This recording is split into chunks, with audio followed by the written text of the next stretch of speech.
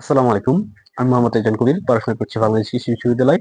আজকে তোমাদের সামনে হাজির হয়েছে খুব গুরুত্বপূর্ণ একটা টপিক নিয়ে। টপিকটা হচ্ছে ক্রোমোজোম সংখ্যা। আশা করি আমার এই ভিডিও দেখার মাধ্যমে তোমাদের যে ক্রোমোজোম সংখ্যা আছে খুব সহজভাবে তোমরা এটা মনে রাখতে পারবা। দেখা যাচ্ছে এটা কেন ইম্পর্টেন্ট, এটা বিভিন্ন মেডিকেল বলো, তারপরে তোমার এইচএসসি এক্সাম বলো, তারপরে তোমার এডমিশন বলো, সকল ইউনিভার্সিটিতে প্রায় এই পোর্শনটা থেকে কোশ্চেন এসে থাকে। ডেন্টালেও কিন্তু এখান থেকে কোশ্চেন এসে থাকে। চলো শুরু করা যাক। প্রথমে আমরা তোমাদের কয়েকটা জিনিস এখানে জানতে হবে। ফার্স্টলি তোমরা জানো, আমি আশা করি সবাই জানো, এক নাম্বারটা ধান। ধান ধানের ক্রোমোজোম সংখ্যাটা তোমাকে মুখস্থ করতে হবে। ধানের ক্রোমোজোম সংখ্যা হচ্ছে 24টা। 24টা ধানের ক্রোমোজোম সংখ্যা কত? 24টা। এটা কিন্তু অবশ্যই ডিপ্লয়েড কোষের ক্রোমোজোম সংখ্যা। তোমাকে যদি বলা হয় ধানের হ্যাপ্লয়েড কোষের ক্রোমোজোম সংখ্যা কত, অবশ্যই 12টা হবে, কারণ ডিপ্লয়েড হচ্ছে 2 এন্ড হ্যাপ্লয়েড হচ্ছে n। তাহলে ধানের ডিপ্লয়েড কোষের ক্রোমোজোম সংখ্যা হচ্ছে 24টা। আচ্ছা তোমরা বলো তো, আমরা ধানের বিপরীতে কি খাইতে পারি? অনেকে আছে দেখবা যারা মোটা হয়ে যাচ্ছে, তারা ভাত খায় না। ধান মানে তো ভাত, এখান থেকেই তো ভাত হয়। তাহলে দেখবা ভাত খাইতে পারে না, তারা কি খায়? রুটি খায়। রুটি কি থেকে হয়? গম থেকে হয়। তাহলে তোমরা দেখো, আমরা ধানের বিপরীতে কি খাইতে পারি বলতো? গম খাই, যারা মোটা হয়ে যাচ্ছে ধানের বিপরীতে গম খায়। তাহলে গমের ক্রোমোজোম সংখ্যা কত হওয়া উচিত তোমরাই বলো? ধানের বিপরীতে যেহেতু গম খায়, তাহলে গমের ক্রোমোজোম সংখ্যা এটাকে বিপরীত করে দাও। বিপরীত করলে কি হয়? 4টা আগে দাও, তারপরে কি দাও? 2 দাও। তাহলে কত হইতেছে? 42টা।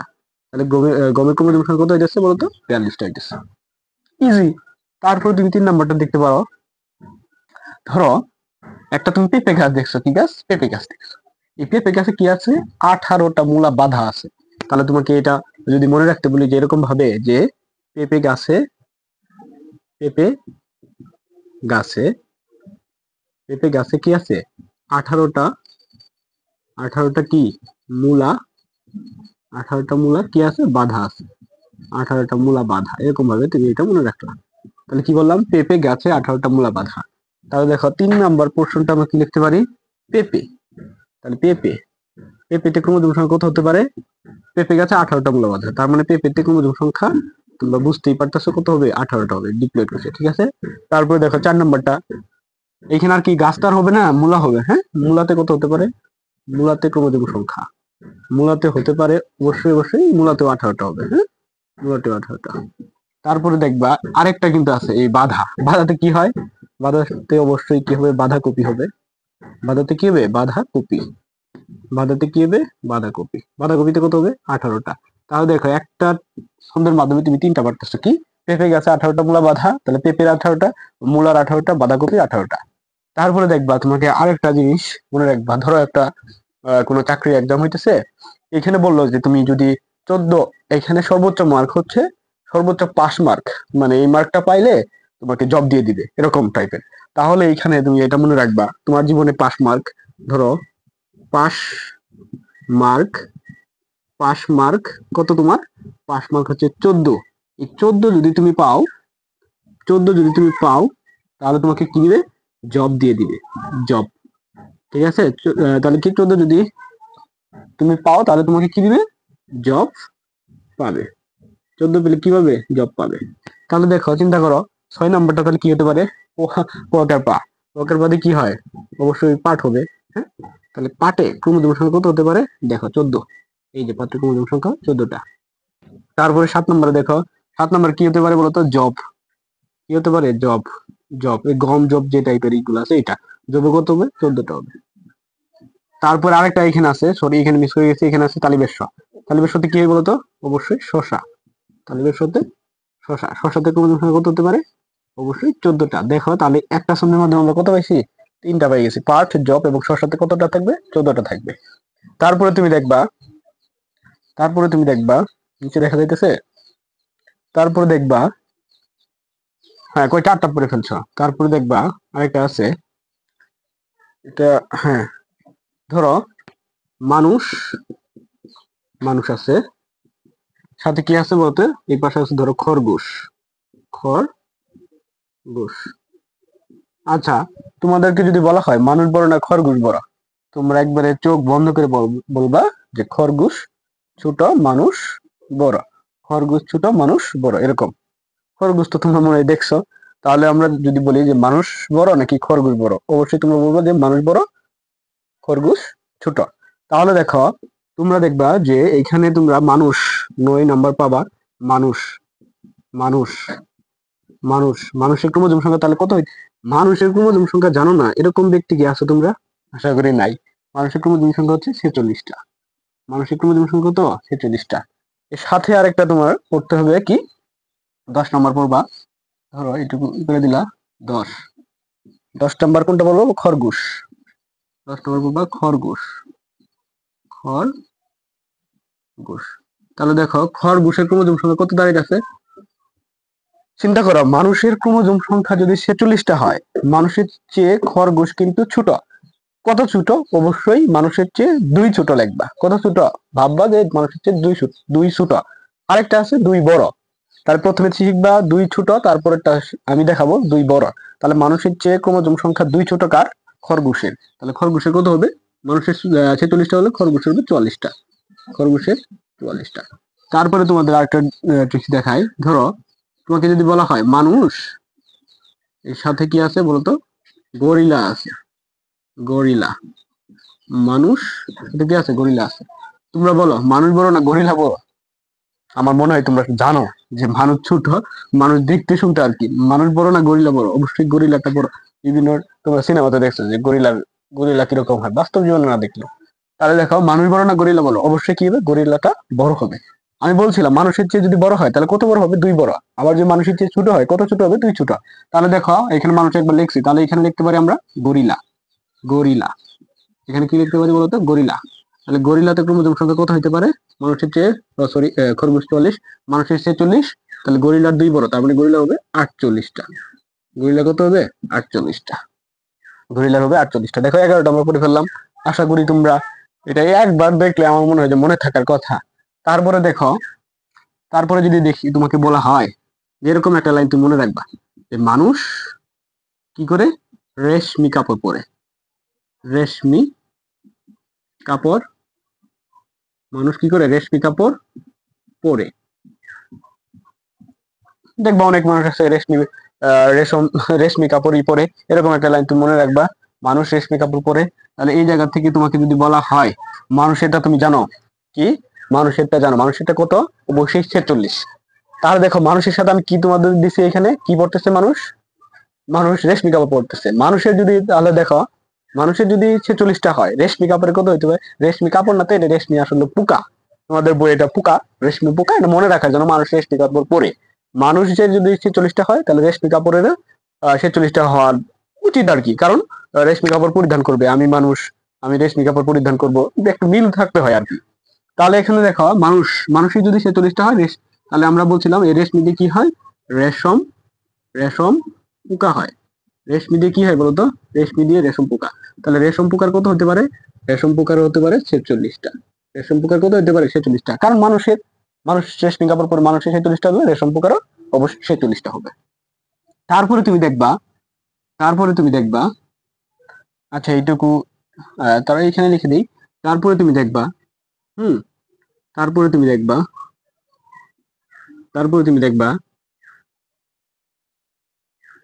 তারপরে তুমি দেখবা আরেকটা আছে কি? খরগোশ। খরগোশ। খরগোশ কি খাবে বলতো? খরগোশ খরগোশ কলা খাবে। খরগোশ কি খাবে? খরগোশ, হ্যাঁ খরগোশ কি খায়?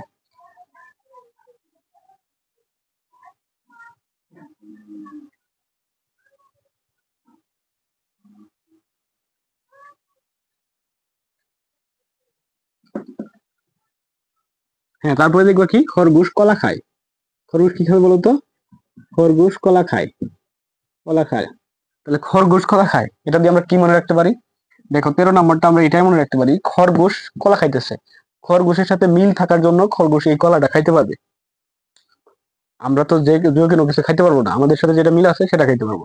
আর খরগোশ মনে রাখার জন্য এটা আর কি। খরগোশ কি খায়? কলা খাইতে পারে। খরগোশ কলা খাইতে পারে। দেখো তাহলে খরগোশের আমি কি বলছিলাম? খরগোশ আবার মানুষের থেকে ছোট। আমরা জানি আগে তোমাদের পড়ে আসছি যে খরগোশের ক্রোমোজোম সংখ্যা হচ্ছে মানুষের থেকে ছোট, এই জন্য 40টা, 2 কম। তাহলে খরগোশ কি খাইতেছে? এখন আবার কলা খাইতেছে। তাহলে খরগোশের যদি 40টা হয়, কলার কত হওয়া উচিত? অবশ্যই 44টা। তাহলে আমরা এখানে লিখবো কলা। কলা কলার ক্রোমোজোম সংখ্যা কত হবে? অবশ্যই 44টা। কলার ক্রোমোজোম সংখ্যা 44টা। তারপরে তোমার আরো কিছু আছে, তারা কি খায় এটা জানতে হবে। দেখো, খরগোশ যদি কলা খায়, দেখবা যে এই যে গরিলাটা আছে, গরিলা গরিলা এই গরিলা গরিলা কি খাবে বলতো? গোল আলু খাবে। দেখো কত সুন্দর মিল। গরিলা কি খায়? গোল আলু খায়। গোল আলু খায়। তাহলে কি খায় বলতো? গরিলা গোল আলু খায়। গরিলা কি খাইতেছে? গোল আলু খাইতেছে। তাহলে আমরা তোমাদের আগে পড়ে আসছিলাম যে গরিলা গরিলা কিন্তু মানুষের চেয়ে বড়। কত বড়? 2 বড়। তাহলে গরিলা যদি 48টা হয়, তাহলে গোল আলু কত হওয়া উচিত? গোল আলু গোল আলুর গোল আলু গোল আলুর অবশ্যই 48টাই হওয়া উচিত। তাহলে গোল আলুর কতটা হবে? 48টা। গোল আলুর 48টা হওয়া উচিত। তাহলে গরিলা গরিলা যদি 48টা হয়, গোল আলুর কত হবে? 48টা হবে। এটা কিন্তু রাজশাহী ইউনিভার্সিটিতে আসছিল 22-23-এ। প্রত্যেকটাই কোনো না কোনো ইউনিভার্সিটি বলো, মেডিকেল বলো, ডেন্টাল বলো, এগুলো আসা কোশ্চেন। আর আমি তোমাকে আজকে যা দেখাবো বইয়ে, এর বাইরে একটাও নাই। আর এটা যদি তুমি মনে রাখো, 100% তোমরা একটা কোশ্চেন কমন পাবা, যে জায়গায় পরীক্ষা দাও। এইচএসসি পরীক্ষা বলো, এখানে বলো। তারপরে দেখলা যে কি খাইলো? গরিলা গুলালু খায়। তারপরে তোমরা আরেকটা মনে রাখবা, যে ইঁদুর জিনিসটা যে আছে, ইঁদুর, এটা একটু তোমাদের উপরে লিখে দিই, কারণ এইখানে 2টা পড়তে হবে। তারপরে দেখবা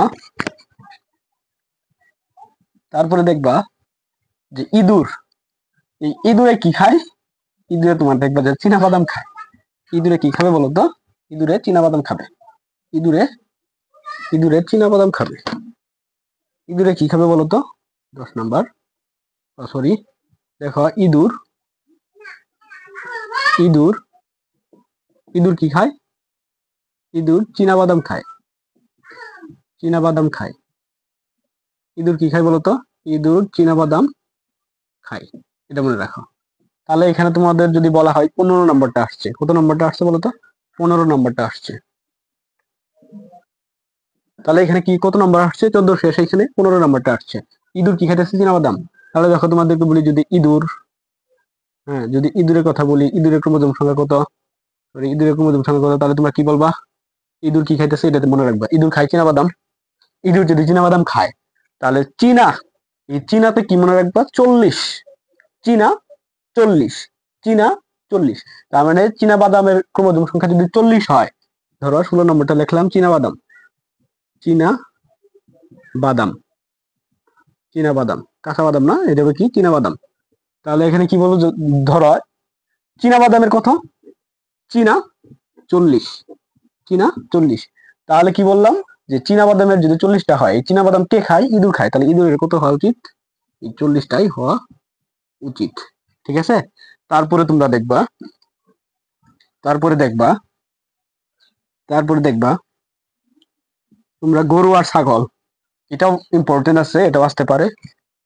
দেখবা, তোমাকে যদি 17 নাম্বারটা বলি, তোমরা কি লিখবা? যে গরু, আর কি আছে বলতো? 18 আছে কি? ছাগল। গরু আছে, তারপরে কি আছে? ছাগল আছে। তোমরা দেখবা, এই গরু আর ছাগলের ক্রোমোজোম সংখ্যা 60টা করে। কত? 60টা। ছাগল 60।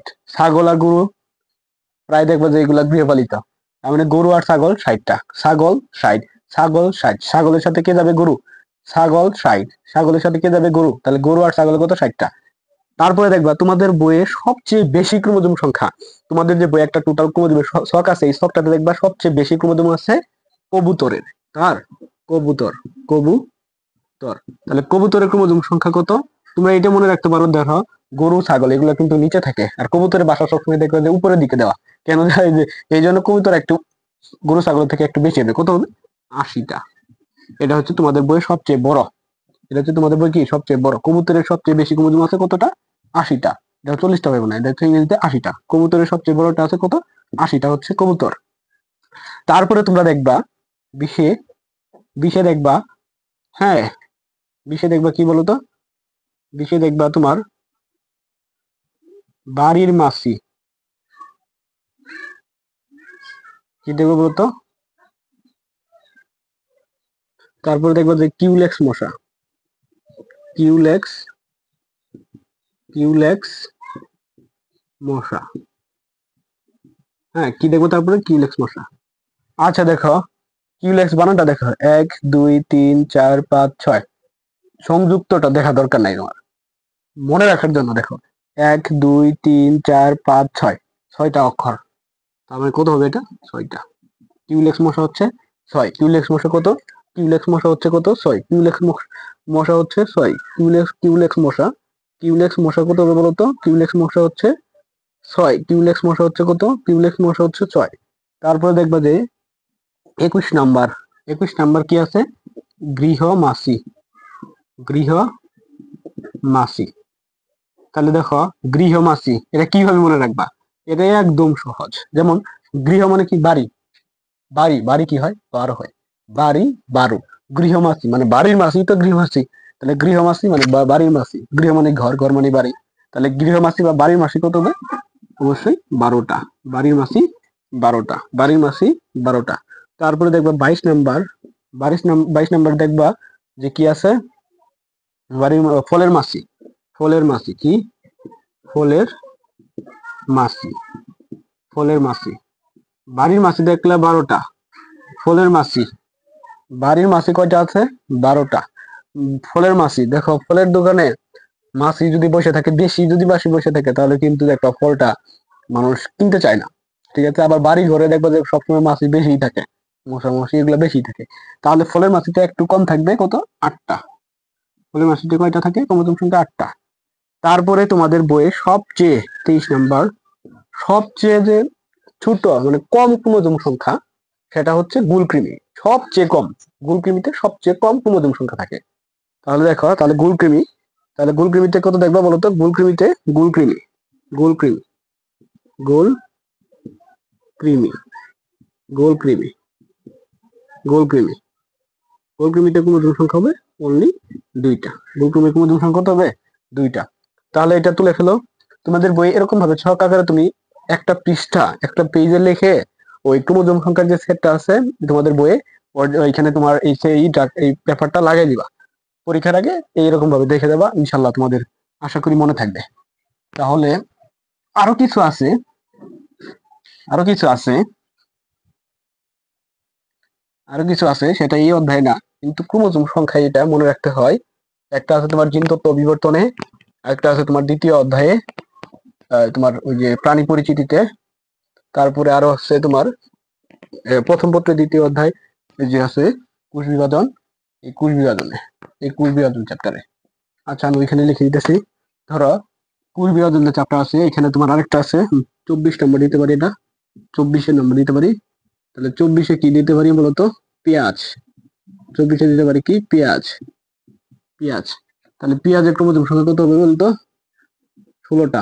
এটা কিন্তু দেখছো কোষ বিভাজন অধ্যায়টাতে। তারপর 25 নম্বরটা দিতে পারো যে হাইড্রা, দিতে পারো বলতো?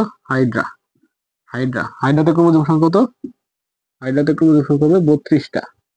এটা একটু একটা মনে রাখবা। তারপরে 26 নাম্বার, এটাই শেষ। 26 নম্বরে আছে তোমার গিনিপিগ, গিনিপিগ। ও এটা আসলে ঠিকই ভাবে মনে রাখতে পারটা, গিনিপিগ। আচ্ছা ধরো গিনিপিগ, গিনিপিগ আছে, গিনিপিগের ক্রোমোজোম সংখ্যা কত? হ্যাঁ, তোমরা মনে রাখবা যে মানুষ, মানুষ এর বিকল্প হিসেবে, বিকল্প, বিকল্প হিসেবে কি কাকে ব্যবহার করা হয় বলতো? গিনিপিগকে ব্যবহার করা হয়, গিনি পিগ ব্যবহার করা হয়। তোমরা দেখবা যে বিভিন্ন গবেষণায় যেগুলা তোমার ভ্যাকসিন, নতুন কোনো ভ্যাকসিন আবিষ্কার হইলেই কার উপর গবেষণা করা হয়? মানুষের উপর না করে তোমার মানুষের বিকল্প হিসেবে গিনিপিগের উপর এইটা গবেষণাটা করা হয়। এটা আসলে যদি গিনিপিগের সাথে মিল হয়, তার মানে আলটিমেটলি সেটা মানুষের সাথেও সেম হয়ে যাবে। এই জন্য মানুষের বিকল্প হিসেবে মেডিকেলে যারা করে, তারা কি করে? গিনিপিগ ব্যবহার করে। মানুষের গিনিপিগে সকল পরীক্ষা নিরীক্ষা চালায়। তাহলে গিনিপিগের কত হতে পারে মানুষের বিকল্প হিসেবে? মানুষের যদি 46টা হয়, তাহলে গিনিপিগের বিকল্প মানে কি? 64টা। তাহলে গিনিপিগ কতটা হবে? 64টা।